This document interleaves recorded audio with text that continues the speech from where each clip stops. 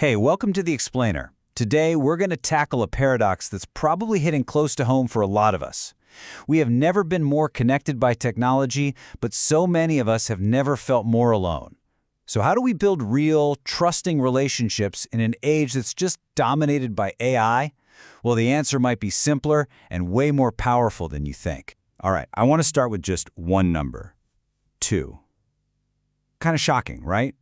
Well, according to recent studies, that's the average number of real friends an adult who's, super connected online feels they actually have.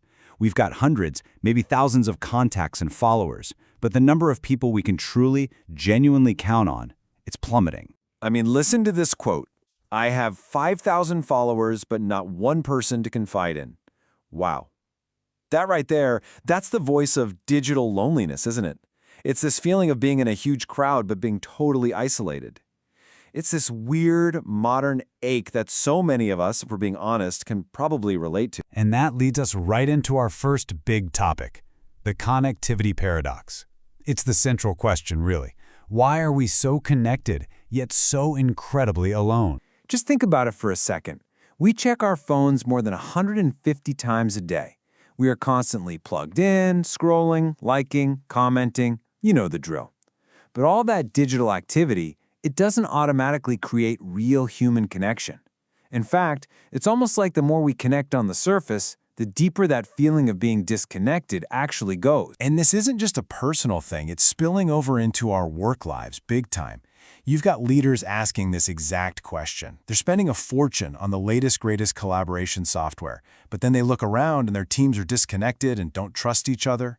The tech is there, for sure, but that human glue, it's just not holding. Okay, so this brings us to a really crucial distinction: technology versus human character. You see, connection is easy, a click of a button, but trust is hard. And to really get why, we need to look at what tech is amazing at and what it just can't do. So, let's break it down. On one hand, you've got what AI and technology are brilliant at: crunching data, making things efficient, pure logic. It's unbelievably fast and precise. But then you look at the other side: empathy, sacrifice, making a tough moral call. I mean, that's our turf. That's human-only territory. And here's where it all becomes crystal clear. Imagine it. You mess up at work. The AI, it'll give you this cold, perfect, logical data analysis of your screw-up. But a real colleague, someone with character, they offer something technology just can't. They say, "It's okay, we've all been there. Let's fix it together." That's not just support, that's what we call psychological safety. And the key ingredient, the thing that makes all the difference, is empathy. It's more than just recognizing an emotion. It's the ability to truly understand it, to feel it with someone, and, this is the big one, to actually act on it. An AI can maybe fake it, but it can't truly feel it and act from the heart. You know, real empathy isn't just one thing. It actually happens in 3 stages. First, there's cognitive empathy. That's the "I understand what you're thinking" part. Then it deepens to emotional empathy, the "I feel what you're feeling" part. But the most important stage, where trust is really built, is behavioral empathy. That's when you say, "I will help." That's where the rubber meets the road. So this really brings us to the most important point of all. We've been pouring all our energy into the tools for connection, when what we should have been focused on is the source of trust. And that source, well, it isn't in our software or our apps. It's in us. It's in our character. Okay, so if character is the big answer, how do we actually put it to work? Let's start thinking of it as a superpower. Seriously, it's the one true asset you have, that your team has, that AI can never, ever replicate. Now, this is so important. We often confuse personality and character, but they are not the same thing at all. Personality is mostly what you're born with. It's how you appear, whether you're an introvert or an extrovert, that kind of thing. But character? Oh, that's different. Character is cultivated. It's who you choose to be: honest, responsible, respectful. It's not what you're born with, it's what you build. And that idea completely flips the script on how we should think about building great teams, right?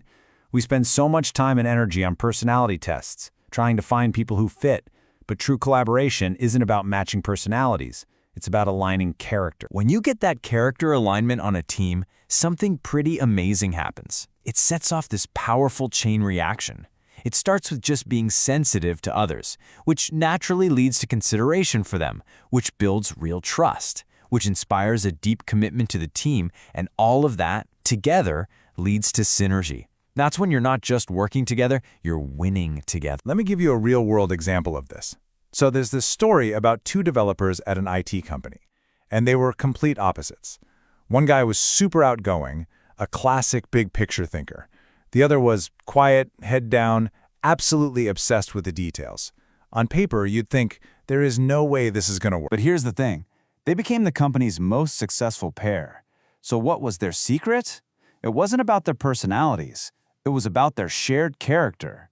They both had this bedrock of honesty, a huge sense of responsibility, total mutual respect, and this is the kicker, the humility to learn from each other. And that's the magic right there. Their opposing personalities didn't cause conflict. They created a perfect balance. You had the innovator pushing forward and the detail-oriented engineer making sure everything was solid. But it was their shared character that created the trust they needed to turn that balance into incredible synergy and, well, a whole lot of success. All right, let's bring this all home. This is where we turn the theory into practice. How do we actually build this irreplaceable thing called character? Well, the fantastic news is it's not about some grand heroic act. It's about making it a daily practice. So let's reframe this. This isn't a moral test. This is your daily character workout. And here are your first 4 exercises. They sound simple, but don't underestimate their power.